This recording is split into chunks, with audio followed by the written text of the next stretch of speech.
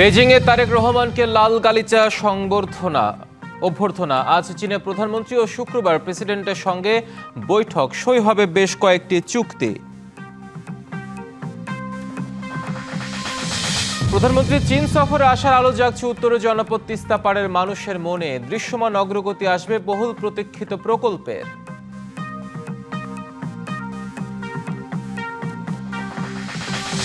ডুবতে বসা ব্যাংক খাত বাঁচাতে $45 কোটি সহায়তা নিয়ে হাজির বিশ্বব্যাংক। শর্ত দেওয়া হয়েছে সুশাসন ও আমানতকারীদের আস্থা ফেরানোয়।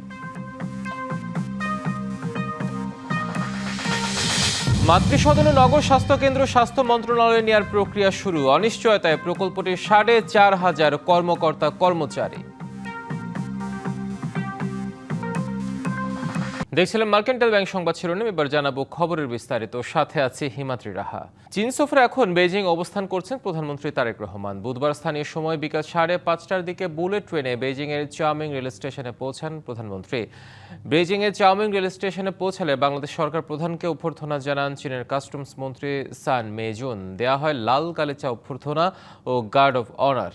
দালিয়ানে ওয়ার্ল্ড ইকোনমিক ফোরামের সম্মেলনে অংশগ্রহণ শেষে বুলেট ট্রেনে চড়ে বেইজিংয়ে যান তারেক রহমান। সঙ্গে ছিলেন তার সহধর্মিণী ডাক্তার জুবাইদা রহমান, পররাষ্ট্রমন্ত্রী খলিলুর রহমান, প্রধানমন্ত্রীর উপদেষ্টা হুমায়ুন কবির, মাহাদি আমিন সহ অন্যান্যরা। প্রধানমন্ত্রীর রাষ্ট্রীয় সফরের আনুষ্ঠানিক কর্মসূচি শুরু হবে আজ। এদিন বেইজিংয়ের গ্রেট হলে তাকে আনুষ্ঠানিকভাবে অভ্যর্থনা জানাবেন চীনের প্রধানমন্ত্রী লি চিয়াং। এরপর সেখানে দ্বিপক্ষীয় বৈঠকে বসবেন দুই দেশের প্রধানমন্ত্রী। সই হবে বেশ কয়েকটি চুক্তি ও সমঝোতা স্মারক। শুক্রবার চীনা প্রেসিডেন্ট শি জিনপিং এর সঙ্গে সাক্ষাৎ করবেন প্রধানমন্ত্রী তারেক রহমান।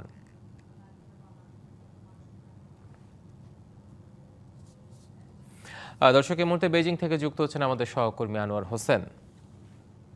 আনোয়ার, শুভ সকাল। আপনার কাছে যে বিষয়টি জানতে চাই সেটি হচ্ছে যে তারেক রহমান আজকে প্রধানমন্ত্রী, আগামীকাল প্রেসিডেন্টের সাথে বসবেন। বেশ কিছু দ্বিপাক্ষিক চুক্তি দলিলে স্বাক্ষর হওয়ার কথা রয়েছে। সবকিছু মিলিয়ে এই সফরটাকে আসলে কতটা ফলপ্রসূ হবে বলে বিবেচনা করা হচ্ছে? হিমাদ্রি, আপনাকেও শুভ সকাল। যে প্রশ্নটি করেছেন শেষে সেই কথাটি দিয়েই শুরু করতে চাই। আসলে এই সফর নিঃসন্দেহে বাংলাদেশের জন্য অর্থাৎ একটি অবশ্যই খুবই গুরুত্ববহ বলাই যায় সেটি। আর বিবেচনার যে জায়গাগুলো আছে, নিঃসন্দেহে বিশ্লেষণের জায়গাগুলো এর মধ্যে অনেকটাই কিন্তু সামনে। সেই জায়গা থেকে যদি বলি তাহলে বলতে হবে যে এখন আজকে বলি চীন সফরে, এই 4 দিনের সফরে প্রধানমন্ত্রী তারেক রহমানের যে রাষ্ট্রীয় আনুষ্ঠানিকতা সেটি বলা যায় আজ থেকে আসলে অনেকটা শুরু হয়ে গেছে এর মধ্যে। তো বৈঠকগুলো আসলে পর্যায়ক্রমে হবে। আজকে এর মধ্যে কার্যক্রম শুরু হয়েছে। যদি বলি বিশেষ করে ব্যবসায়িক যে প্রতিষ্ঠানগুলো আছে তাদের সেই প্রধান এবং শীর্ষ প্রতিনিধিদের সঙ্গে মূলত আজকে বেশ কিছু কলন রয়েছে প্রধানমন্ত্রী তারেক রহমানের। তো সেই জায়গা থেকে বলি চেরি গ্রুপ থেকে শুরু করে চীন এক্সিম ব্যাংকের চেয়ারম্যান, সেই সঙ্গে চীনা কমিউনিস্ট পার্টির কেন্দ্রীয় কমিটির একজন মন্ত্রীর সঙ্গে আলাদা আলাদা করে বৈঠক রয়েছে আজকের কর্মসূচিতে দিনভরই, এমনটা আমরা বলতে পারি। আসলে মোটা দাগের যে বিষয়গুলো সামনে এসেছে এখন পর্যন্ত, যদি চীনের বন্দর নগরী ডানিয়ালে যে 2 দিন অবস্থান করেছিলেন, সেখানে যে কার্যক্রম ছিল ওয়ার্ল্ড ইকোনমিক ফোরামের শীর্ষ নেতা থেকে শুরু করে জলবায়ু নিয়ে একটি বিশেষ সেমিনারে প্রধানমন্ত্রী তারেক রহমান অংশ নিয়েছিলেন। তার বক্তব্য সেখানে, অর্থাৎ এই জলবায়ু সংক্রান্ত বিষয়গুলোর পাশাপাশি অন্যান্য যে ব্যবসায়িক যে কিছু বিষয় আছে, বাণিজ্যের যে কিছু বিষয় আছে, সেই বিষয়গুলো কিন্তু এক ধরনের আলোচনা হয়েছে।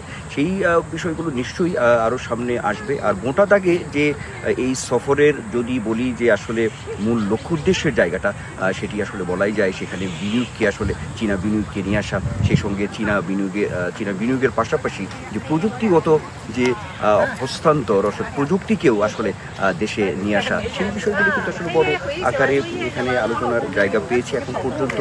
কৃত্রিম বুদ্ধিমত্তা থেকে শুরু করে অর্থাৎ AI, এই বিষয়গুলোকে আসলে সামনে আনা। আর যেটি হচ্ছে যে বড় প্রকল্পের সঙ্গেও আমরা দেখেছি আগেও যে চীনের সঙ্গে একটি সবসময় যে ব্যাপারটি সংযুক্ত ছিল, সেটিও এই সফরে সেটি অব্যাহত থাকবে। তার মধ্যে একটু বলতেই পারি তিস্তা প্রকল্প, তিস্তা ব্যারেজ, পদ্মা ব্যারেজের সঙ্গে মোংলা পোর্টের মতো যে বড় প্রকল্পগুলো আছে, সেটিও নিশ্চয়ই এই সফরে সামনে আসবে। তো আগামীকাল চীনের প্রেসিডেন্ট শি জিনপিংয়ের সঙ্গে দ্বিপক্ষীয় বৈঠক রয়েছে, খুবই গুরুত্বপূর্ণ। যে কথাটা দিয়ে শেষ করতে চাই, সেখান থেকে সেখান থেকেই মূলত যে চুক্তি এবং এমওইউ আমরা যেটি বলি সমঝোতা স্মারক, সেই বিষয়গুলো আসলে সামনে আসবে। সুনির্দিষ্ট বিষয়গুলো জানতে গেলে কিছুটা সময় তো আসলে অপেক্ষা করতেই হবে। বিশেষ করে প্রধানমন্ত্রী যে প্রেস উইং তারা আমাদেরকে আসলে অবহিত করবেন। আমরা গণমাধ্যম কর্মীরা আছি, কিন্তু খুব যে কাছ থেকে আমরা আসলে কাভার করতে পারবো এমন আসলে অনুমতি এখন পর্যন্ত নেই। আজকে চীনের সময় দুপুর 1টায় একটি সংবাদ সম্মেলনের কথা রয়েছে, সেখান থেকেই আসলে আমরা বিস্তারিত বিষয়গুলো আমরা জানতে পারবো। হিমাদ্রি। আনোয়ার, ধন্যবাদ আপনাকে যুক্ত হওয়ার জন্য। বেজিং ঢাকার বাণিজ্য ঘাটতি প্রায় $21 বিলিয়ন। তবে বিশ্লেষক ও ব্যবসায়ীরা বলছেন দুই দেশের সম্পর্ককে বাণিজ্য ঘাটতি দিয়ে দেখার সুযোগ নেই। তাদের মতে বিশ্বের দ্বিতীয় বৃহৎ অর্থনীতির কাছে বাংলাদেশের দেয়ার চেয়ে পাওয়ার সুযোগই বেশি, কিন্তু জটিল ভূ রাজনৈতিক সমীকরণ যেন অদৃশ্য দেয়াল। তাদের মতে সহজে আমদানি, শ্রমঘন শিল্পে বিনিয়োগ ও কিভাবে চীনের প্রযুক্তি জ্ঞান এদেশের উন্নয়নে কাজে লাগানো যায়, এসবই প্রাধান্য পাওয়া উচিত প্রধানমন্ত্রীর এ সফরে। প্রায় $19 ট্রিলিয়ন জিডিপি নিয়ে বিশ্বের দ্বিতীয় বৃহৎ অর্থনীতির দেশ চীন। সে হিসাবে বাংলাদেশের অর্থনীতি খুবই সামান্য। দেশটির গড় মাথাপিছু আয় $13,000-এরও বেশি, যেখানে বাংলাদেশের গড় আয় মাত্র $2,500। ভৌগোলিক দূরত্বে খুব বেশি দূর না হলেও প্রায় 142 কোটি মানুষের বিশাল এ বাজারে বাংলাদেশি পণ্যের হিস্সা অতি নগণ্য। দুই দেশের বাণিজ্য ঘাটতি প্রায় $21 বিলিয়ন। ব্যবসায়ীরা বলছেন, বাণিজ্য ঘাটতির অঙ্ক দিয়ে ঢাকা বেইজিং বাণিজ্য সম্পর্ককে দেখার সুযোগ নেই, কারণ বিশ্বব্যাপী বাংলাদেশের $48 বিলিয়ন রপ্তানির পেছনে বড় অবদান চীনা কাঁচামালের। এই ট্রেড গ্যাপ আমাদের থাকবে। তাদের মতে চীনা প্রযুক্তি ও বিনিয়োগ কিভাবে এদেশে আনা যায় সেদিকে বেশি নজর দেওয়া উচিত। মূলত ফোকাস করা উচিত চীনের বিনিয়োগের দিকে, এবং সেই বিনিয়োগগুলো হতে হবে এমন সেক্টরে যেগুলোর আসলে আগামী 2-3-4 দশক ধরে ভবিষ্যৎ আছে। এআই বেসড যে ইন্ডাস্ট্রিজগুলো গড়ে উঠবে সেই দিকে ফোকাস করা উচিত, এবং চীনের কাছে এই ব্যাপারে সাহায্য চাওয়া উচিত। তবে সেখানে জটিল ভূ রাজনৈতিক পরিস্থিতিকে বড় বাধা হিসেবে দেখছেন অর্থনীতি বিশ্লেষকরা। চীনের কাছে প্রায় আমরা $6 বিলিয়ন মতো আমরা ফাইন্যান্সিং চাচ্ছি বিভিন্ন প্রজেক্টে। তিস্তা ব্যারাজের সাথে এখানে আমরা চাইছি যে চীন সম্পৃক্ত হোক, কিন্তু এটার সাথে যাতে যুক্তরাষ্ট্র এবং আমার পার্শ্ববর্তী দেশ ভারতের নিরাপত্তা জনিত শঙ্কা যাতে না হয়, তার জন্য আমাদের কিন্তু multi stakeholder foreign policy engagement করতে হবে। বিশ্লেষকরা মনে করেন, দেশের মানুষের স্বার্থে চীনের অর্থনীতির সঙ্গে সম্পৃক্ততা বাড়ানো উচিত, আর এজন্য লাগবে সতর্ক কূটনৈতিক তৎপরতা। আমরা চাচ্ছি চীনের কাছ থেকে বিনিয়োগ। চীনারাও তো তাদের একটা প্রত্যাশা আছে যে তারা বাংলাদেশে কেন বিনিয়োগ করবে, যথেষ্ট আকর্ষণকে আমি তৈরি করতে পারছি। কারণ তার জন্য তো ভিয়েতনাম আছে, তার জন্য ইন্দোনেশিয়া আছে, তার জন্য থাইল্যান্ড আছে। সেই তুলনায় আমরা কতটা সক্ষমতা দেখাচ্ছি। প্রধানমন্ত্রীর চীন সফরের অর্থনৈতিক সুফল ঘরে তুলতে চাইলে প্রকৃত ব্যবসায়ী ও তুখোর কূটনীতিকদের ধারাবাহিকভাবে লেগে থাকতে হবে বলেও মনে করেন বিশ্লেষকরা। ইনভেস্ট যখন করে তারা কিন্তু এই দেশের প্রাইভেট সেক্টর ইনভেস্টররা যারা আছে তাদের উপর ভরসা করে আসে, আমাদের উপর ভরসা করে কিন্তু আসে না। মুস্তফা মাহবুব, ডিবিসি নিউজ, ঢাকা। প্রতিশ্রুতি, প্রতীক্ষা, আশা আর নিরাশার দুর্ভোগের দীর্ঘ ইতিহাস। উত্তরের জীবন, জীবিকা আর ভবিষ্যতের সঙ্গে জড়িয়ে থাকা তিস্তা যেন এক অপূর্ণতার নাম। নদী শাসন, বন্যা নিয়ন্ত্রণ আর কৃষির উন্নয়নে বহুবার এসেছে মহাপরিকল্পনার প্রতিশ্রুতি, কিন্তু বাস্তবায়ন হয়নি এক দশকেও। কোটি মানুষের সেই প্রত্যাশা নতুন করে জেগে উঠেছে প্রধানমন্ত্রী তারেক রহমানের চীন সফরে। তিস্তা পাড়ের মানুষের আশা এবার আলোচনা ছাড়িয়ে দৃশ্যমান অগ্রগতি আসবে বহুল প্রতীক্ষিত প্রকল্পের। বর্ষায় বন্যা ও ভাঙনে গ্রাস ঘরবাড়ি, জমিজমা, স্বপ্ন সঞ্চয়, আর শুষ্ক মৌসুমে কৃষিকাজের পানির জন্য নিত্য হাহাকার। বছরের পর বছর এমন বৈপরীত্যের শিকার তিস্তা অববাহিকার মানুষ। নদীর সঙ্গে এ লড়াইয়ের শেষ চেয়ে দীর্ঘদিন ধরেই টেকসই সমাধানের দাবি তাদের। সমাধানের নাম তিস্তা মহাপরিকল্পনা। নির্বাচনী ইশতেহার থেকে উন্নয়ন পরিকল্পনা, বারবারই এসেছে এ প্রকল্পের কথা, কিন্তু প্রতিশ্রুতি রূপ নেয়নি বাস্তবতায়। স্থায়ী সমাধানের ধারাবাহিক দাবির মুখে তিস্তা মহাপরিকল্পনার নকশা ও উন্নয়ন পরিকল্পনা প্রণয়নের উদ্যোগ নেয় বিগত সরকার। চীনা রাষ্ট্রদূত সহ বিভিন্ন প্রতিনিধি দল একাধিকবার নদী অববাহিকায় ঘুরে গেলেও দৃশ্যমান হয়নি প্রকল্প, বেড়েছে অপেক্ষা। বাংলাদেশের বর্তমান প্রধানমন্ত্রী ওনার চীন এবং মালয়েশিয়ার প্রথম সফর, আমরা অত্যন্ত আশাবাদী। উনি এর আগে দৃঢ় কণ্ঠে ঘোষণা করেছিলেন যে তিস্তা মহাপরিকল্পনা বাস্তবায়ন করবেন। আমরা নদী এলাকার প্রায় 2 কোটি মানুষ, আমরা আশায় বুক বেঁধে আছি। এমন বাস্তবতায় বিএনপি সরকার গঠনের পর প্রথম চীন সফরে রয়েছেন প্রধানমন্ত্রী তারেক রহমান। আলোচনার টেবিলেই আসবে তিস্তার টেকসই সমাধান, এমন আশায় নদী তীরের মানুষ।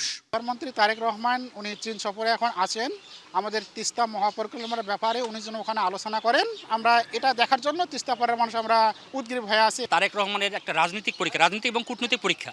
এই পরীক্ষা যদি ব্যর্থ হয় তাহলে উনি আমাদের উত্তরবঙ্গের 2 কোটি মানুষের কাছে উনি ব্যর্থ হবেন। সরকারি পর্যায়ে ইঙ্গিত মিলেছে সফরের গুরুত্বপূর্ণ আলোচ্য বিষয়গুলোর মধ্যে রয়েছে তিস্তা মহাপরিকল্পনা। বিশ্লেষকরা মনে করেন এবারের সফরে কেবল আলোচনা নয়, প্রকল্প বাস্তবায়নের পথেও আসবে দৃশ্যমান অগ্রগতি। চীনের সাথে আলাপ আলোচনা দ্বিপাক্ষিকভাবে খুবই সৌহার্দ্যপূর্ণ এবং আন্তরিকতাপূর্ণ। কারোর কোনো দিতেও অসুবিধা নেই, নিতেও অসুবিধা নেই। সেই জায়গা যদি ঠিক থাকে তাহলে এটার জন্য আর বাড়তি কালক্ষেপণের কোনো প্রয়োজন নেই, কারণ তিস্তা পাড়ের মানুষ সত্যি সত্যি তীর্থের কাকের মতো চেয়ে আছে।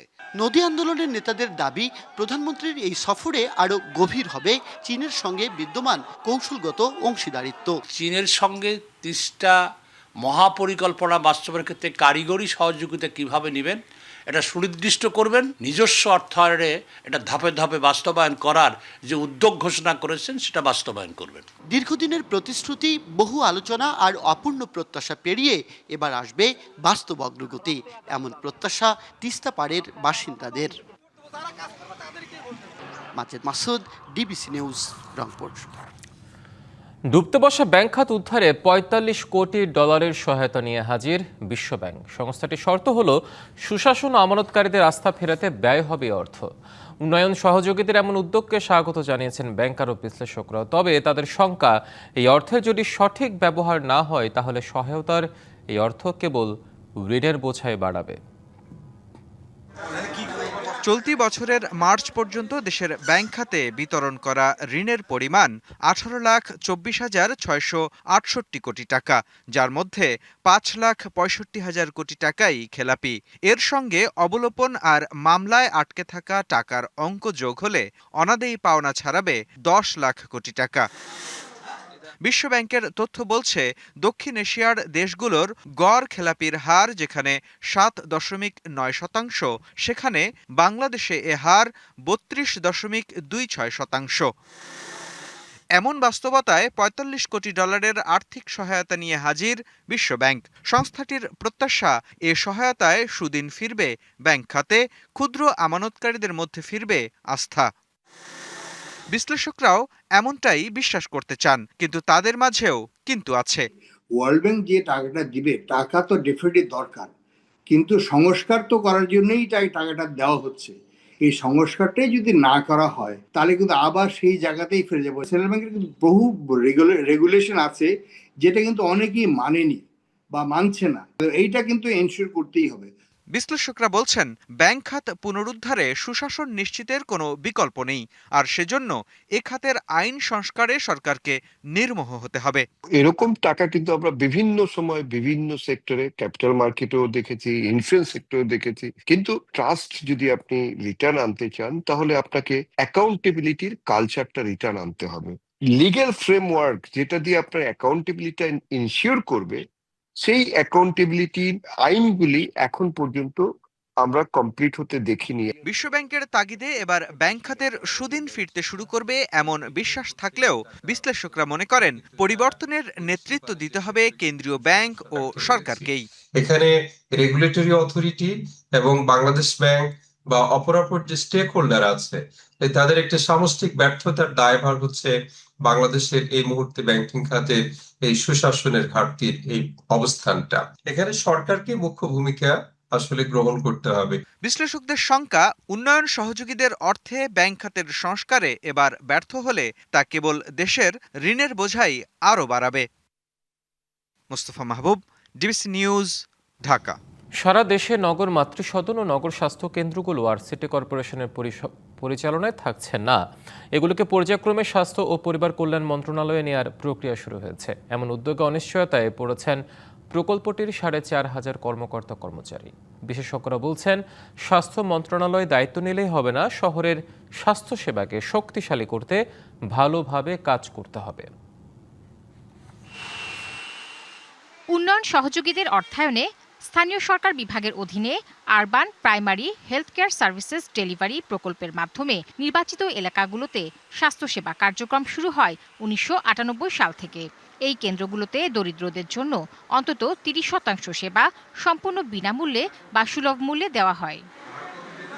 Urban primary health care services delivery প্রকল্পের আওতায় সিটি কর্পোরেশনগুলো এসব পরিচালনা করত, যার মেয়াদ শেষের পর ঢাকা ও সিলেট সহ দেশের 12টি সিটি কর্পোরেশন ও 23টি পৌরসভার মোট 192টি নগর প্রাথমিক স্বাস্থ্যসেবা কেন্দ্র স্বাস্থ্যসেবা বিভাগের কাছে হস্তান্তরের কাজ চলছে।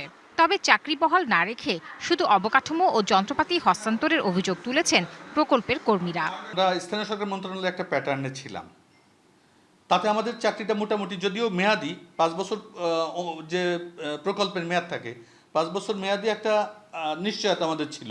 হঠাৎ করে যে শূন্যতার সৃষ্টি হলো, পরবর্তী স্বাস্থ্য মন্ত্রণালয়ে গেলে আমাদেরকে কিভাবে নেবে, এজন্য তো আমরা এখনো সন্দিহান। জুলাইয়ের 1 তারিখে যে আমরা কন্টিনিউ করব, তাহলে আমাদের এই বিল্ডিংয়ের খরচ আসবে কোত্থেকে, আমার বেতনটা আসবে কোত্থেকে, তারপরে যে আমরা যে ওটি করব, ওটি চার্জ, ওষুধপাতি, এগুলার খরচটা কে দেবে? এই খরচ নিশ্চয়তা না করে তো 1 তারিখ থেকে চালাইলে পর আমি 1 মাস কাজ করলাম, বেতন পাইলাম না, তাহলে কিভাবে হবে?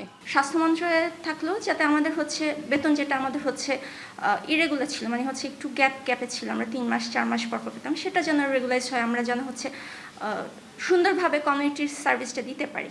কর্মচারীদের পুনর্বাসনের বিষয়টি সরকার বিবেচনা করছে বলে জানান স্থানীয় সরকার কর্তৃপক্ষ। প্রধানমন্ত্রী বলেছেন, যেটা স্বাস্থ্য মন্ত্রণালয়কে নির্দেশ দিয়েছেন, যাতে যেটাকে কার্যকর আগের চেয়ে ভালো করা যায় এবং যারা কাজ করেছে এখানে তাদেরকেও পুনর্বাসন করা যায় কিনা সেই ব্যাপারটাও তারা খতিয়ে দেখবেন। তবে জনস্বাস্থ্যবিদরা বলছেন, পৃথিবীর অন্যান্য দেশে স্থানীয় সরকারের কাছেই নগর স্বাস্থ্যের দায়িত্ব ন্যস্ত থাকে। এক্ষেত্রে ছন্দপতন হলে সেবায় বিঘ্ন ঘটার আশঙ্কা রয়েছে। যেহেতু এটা বাংলাদেশে ঐতিহ্যের মধ্যে পড়ে না যে স্থানীয় সরকার বিভাগ স্বাস্থ্যসেবা দেবে, তো সুতরাং এখানে ব্যতিক্রম হওয়া উচিত না। আমার মত হলো যে স্বাস্থ্য বিভাগের এটা দায়িত্ব নেওয়া উচিত, তবে ভালোভাবে করতে হবে। এটা কথা, বাংলাদেশে টিকাদান সবচেয়ে কম হলো ঢাকা মহানগরীতে, যেটা গ্রামগুলোতে অনেক হার বেশি হচ্ছে। তো সেই ঝুঁকিটা আবার রয়ে যাবে যদি আমাদের স্বাস্থ্য বিভাগ এটাকে ভালোভাবে গড়ে না তোলে। এরই মধ্যে সিলেট সিটি কর্পোরেশনের 7টি স্বাস্থ্যকেন্দ্র স্বাস্থ্য মন্ত্রণালয়ে ন্যস্ত হয়েছে। তাহসিনা জেসি, ডিবিসি নিউজ, ঢাকা। একদিন পর নওগাঁর পাতারি সীমান্তের শূন্য রেখা থেকে নারী শিশু সহ 9 জনকে ফিরিয়ে নিয়েছে ভারতের সীমান্তরক্ষী বিএসএফ। রাতে শূন্য রেখা থেকে তাদের ফিরিয়ে নেয় বিএসএফ। বিষয়টি নিশ্চিত করেছে 16 বিজিবি ব্যাটালিয়ন। বুধবার ভোরে ওই 9 জনকে পুশিনের চেষ্টা করে বিএসএফ এবং তখন গ্রামবাসীর সহায়তায় প্রতিরোধ করে বিজিবি। এরপর থেকে তারা শূন্য রেখায় অবস্থান করছিল। পুশিন ঠেকাতে নওগাঁ সহ দেশের বিভিন্ন সীমান্তে টহল ও নজরদারি বাড়ানো হয়েছে। দর্শক, সীমান্তের আরও খবর জানাতে নওগাঁ সীমান্ত থেকে আমাদের সাথে যুক্ত হচ্ছেন সহকর্মী AK সাজু। সাজু, গতকাল তো সেখানে প্রায় 9 জনকে বিএসএফ আবার নিয়ে গেছে বিজিবির সাথে স্থানীয়দের প্রতিরোধের মুখে। এখন কেমন দেখছেন সেখানে সীমান্ত পরিস্থিতি? আমি যে সীমান্তে দাঁড়িয়ে রয়েছি, এটি নওগাঁর সাপাহার উপজেলার আদাতলা সীমান্ত। এই আদাতলা সীমান্তে আমার পার্শ্বে যে কাঁটাতার দেখছেন, এই সীমান্ত দিয়েই কি 9 জন, 3 জন নারী, 3 জন পুরুষ এবং 3 জন শিশুকে পুশিং করা হয়েছিল। গতকাল ভোরে এই পুশিং করা হয়েছিল। সারা দিন আমরা দেখেছি তক্ত রোদে তারা বসেছিল এবং দিনভর আমরা নিউজ কভারেজ করেছি। বিভিন্নভাবে আমরা কথা বলেছি বিজিবি সদস্যের সঙ্গে। বৈঠকের বিকেল 5টায় একটি পতাকা বৈঠকের কথা ছিল, সেটিও কিন্তু শেষ পর্যন্ত হয় নাই। তবে সন্ধ্যার পরে আমরা 8:30 নাগাদ দেখেছি যে এই সীমান্তের কাঁটাতারের ধার দিয়ে যে লাইটগুলো ছিল, সেই সব লাইটগুলো জ্বলছিল, কিন্তু যেখানে এই পুশিং করা হয়েছিল সেখানকার 3টি লাইট বন্ধ ছিল। 8:30 থেকে 10:30 পর্যন্ত বন্ধ ছিল। তারপরে কিন্তু আমরা আর এই যাদেরকে পুশিং করা হয়েছিল, এই নারী, শিশু এবং পুরুষদের তাদেরকে আর দেখতে পাই নাই। তো এটি অবস্থা ছিল সারা রাত। আমরা দেখেছি, এখানকার সঙ্গে কথা বলেছি, স্থানীয়দের সঙ্গে কথা বলেছি, বিজিবির সদস্যদের সঙ্গে কথা বলেছি, তারাও কিন্তু আমাদের নিশ্চিত করে বলতে পারেন নাই আসলে কি হতে যাচ্ছে বা কি হতে পারত। কিন্তু সকালে আমাদের 16 বিজিবির ব্যাটালিয়নে সিও তিনি জানিয়েছেন, প্রেস বিজ্ঞপ্তির মাধ্যমে জানিয়েছেন যে তাদেরকে রাতে হয়তো বা এই আলো বন্ধ করে তাদেরকে ফিরে নেওয়া হয়েছে, এমনটি দাবি করছেন আসলে বিজিবির সদস্যরা।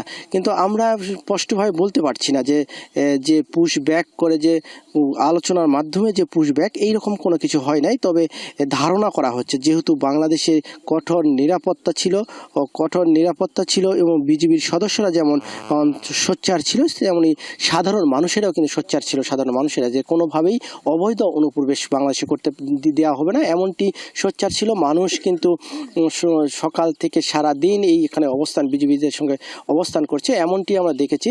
তবে এখন পর্যন্ত এই সীমান্তে শান্ত সুংসাং নীরবতায় বলা যেতে পারে। আমরা কয়েকজন সংবাদকর্মী ব্যতীত এখানে আর কেউই নাই, এমনকি বিজিবির সদস্যও নাই। এমনটি এই সীমান্তের পরিস্থিতি। এই ছিল।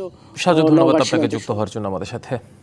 ইরানের সঙ্গে কোনো চূড়ান্ত চুক্তিতে গুরুত্বপূর্ণ জলপথ হরমুজ প্রণালী ব্যবহার করে জাহাজ চলাচলের ওপর ফি আরোপ মেনে নেওয়া হবে না বলে জানিয়েছেন যুক্তরাষ্ট্রের প্রেসিডেন্ট ডোনাল্ড ট্রাম্প। ওয়াশিংটনে ন্যাটোর মহাসচিব মার্ক রুটের সঙ্গে বৈঠকের সময় সাংবাদিকদের প্রশ্নে ট্রাম্প বলেন, এমন ব্যবস্থা গ্রহণ করা হলে বিশ্বের অন্যান্য গুরুত্বপূর্ণ প্রণালীতেও একই ধরনের দাবি উঠতে পারে। এই বৈঠকে ন্যাটো মহাসচিব মার্ক রুট বলেন, ইরানের পারমাণবিক সক্ষমতা সীমিত করা আঞ্চলিক ও বৈশ্বিক নিরাপত্তার জন্য অত্যন্ত গুরুত্বপূর্ণ। তিনি এ বিষয়ে ট্রাম্পের পদক্ষেপেরও প্রশংসা করেন। অন্যদিকে মার্কিন ক্যাপিটাল পরিদর্শনের সময় সাংবাদিকদের প্রশ্নে ট্রাম্প বলেন, ইরানের আলোচনা ইতিবাচকভাবে এগোচ্ছে, পরিস্থিতি যুক্তরাষ্ট্রের অনুকূলে রয়েছে জানিয়ে তিনি বলেন, চলমান শান্তি আলোচনায় তেহরান বড় ধরনের ছাড় দিচ্ছে।